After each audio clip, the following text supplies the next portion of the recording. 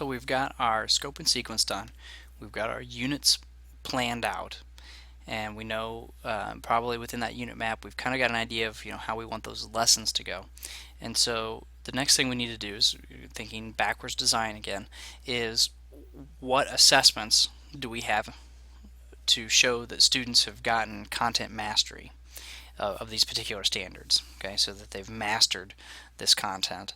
And so we want to design our assessments so that when we plan out the unit, when we plan out when we plan out the lessons, when we plan out our instruction, we know exactly where we're headed, which is why we've looked at PARCC so heavily for this as well. Same idea. So here's a unit assessment matrix that I've put together, and then I'll show you the one that we use for our ISBE curriculum models as well.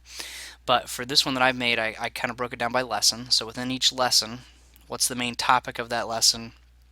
And then I just put a little checklist here across the top to make sure that we're using some different types of assessment. So, do we have some pre-assessment, which would include for growth and possibly prior knowledge?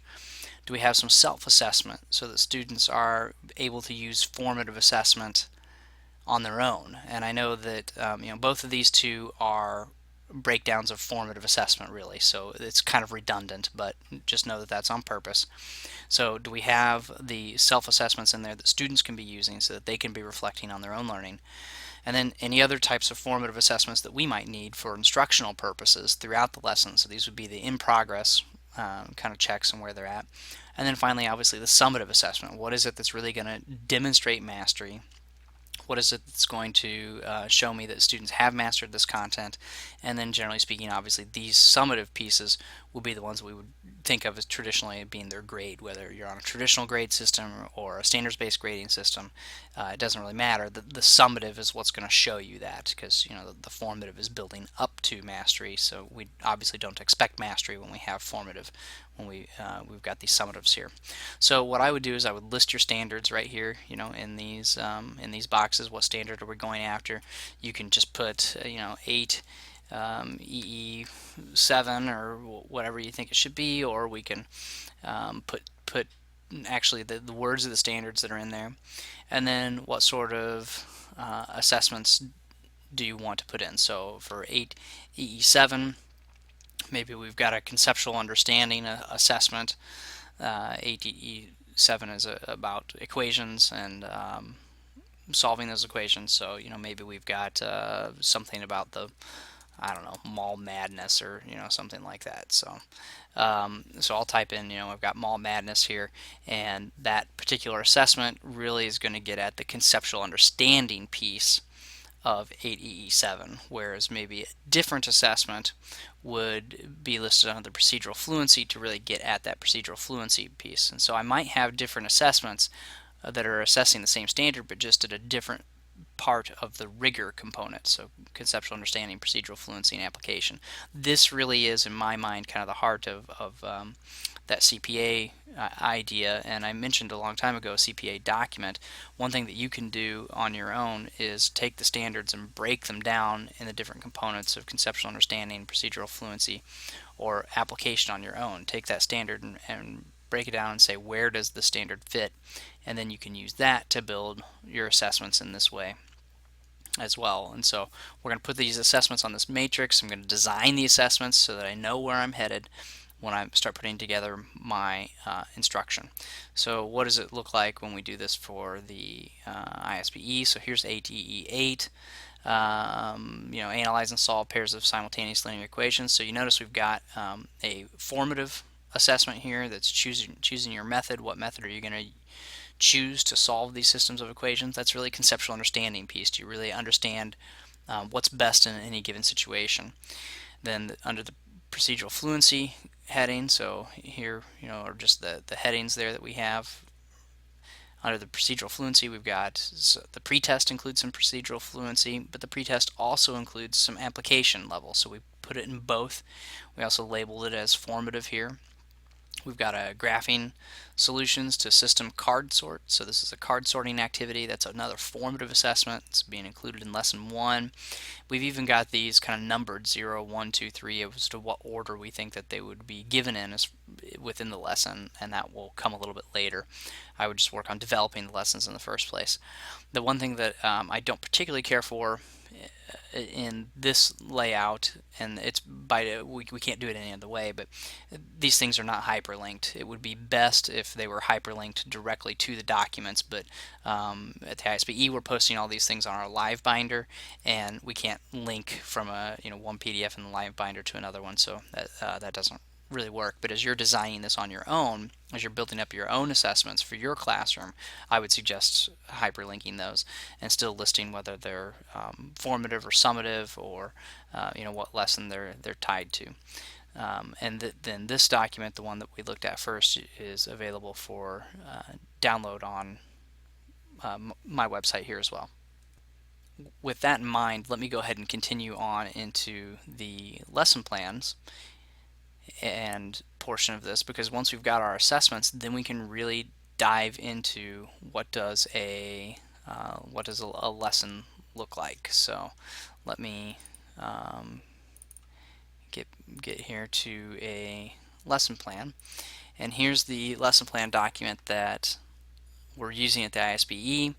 I really like this document. It took us a long time to develop it. There are a couple redundancies in here that could be, you could just strike them out if you don't want them, but we've got what grade, what's the lesson title, what unit does this go in, the essential questions and the time frame. All of that's up in the header, so that it's going to continue on every single page, so you can keep those essential questions right in front of you.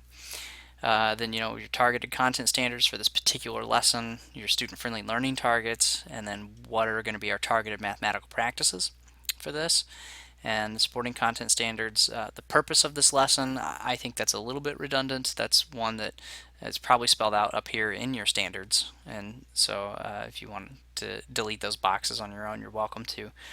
But then I really like this. The explanation of the rigor is, where are we hitting this conceptual understanding, where are we hitting the procedural fluency, where are we hitting the application within this lesson, to make sure, again, we've got all that CPA covered that needs to be there. Vocabulary and assessments listed here. And then there are multiple pages of different segments of this lesson. This is just the procedure, how the lesson's going to play out.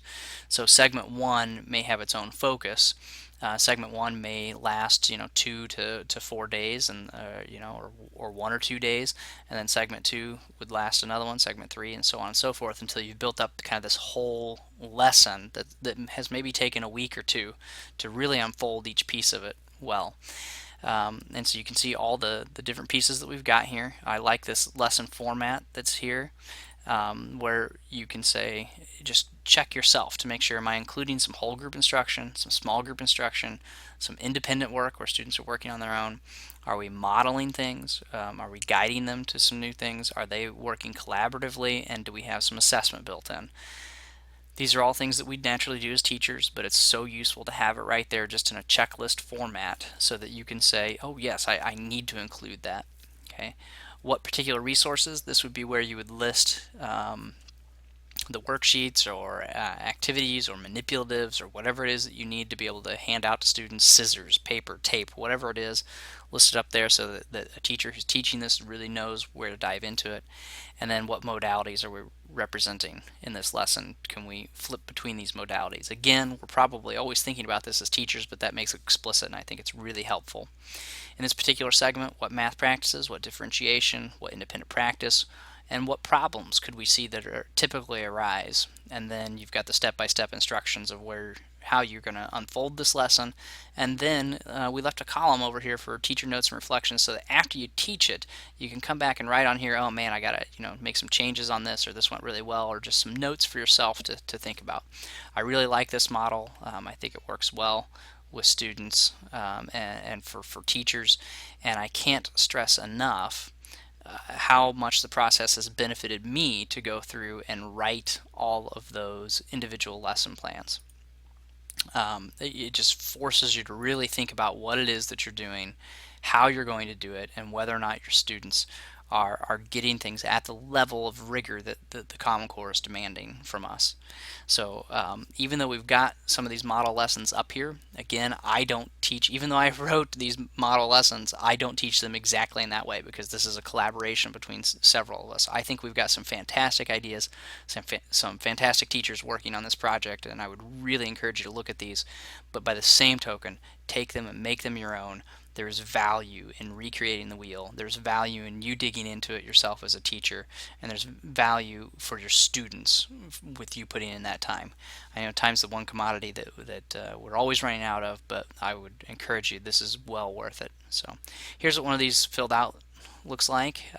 You can see where we've got the conceptual piece here. Every students are going to understand that every number has an infinite decimal expansion. So this is really getting at the heart of the definition of rational versus irrational.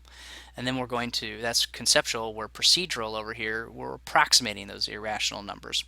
And we really don't have any application level targets in this particular lesson having to do with irrational numbers. We've got several different formative assessments here and a summative assessment, some self-assessments built in. Here's the segments. My first segment is converting decimals to fractions. So that might be where we start, and then we go through some step-by-step. Here's some problems that you can give and a way to walk them through this to turn those fractions and decimals to fractions. Segment 2 is about identifying rational versus irrational. Now, after teaching through this, actually just recently, just this past week, I might actually flip segment 2 and segment 1 upon reflection and after teaching it. So that's kind of a note that I've made to myself looking through this process. So once you've gone through this process and developed the lessons, don't stop there. Keep reflecting on the process. There's no growth without reflection, and we're not going to get better as teachers unless we're reflecting on these things for our students. It's really going to help our students. So again, dive in and start writing some of this curriculum yourself. I hope you found this useful, and I hope it's a good talking point for you and your staff and maybe your department. And I would really encourage you to dig into this process for yourself. Take the time to do it. It's well worth it. And if you have any questions at all, please shoot me an email, which is available on my website that you're hopefully looking at right now. Thank you very much.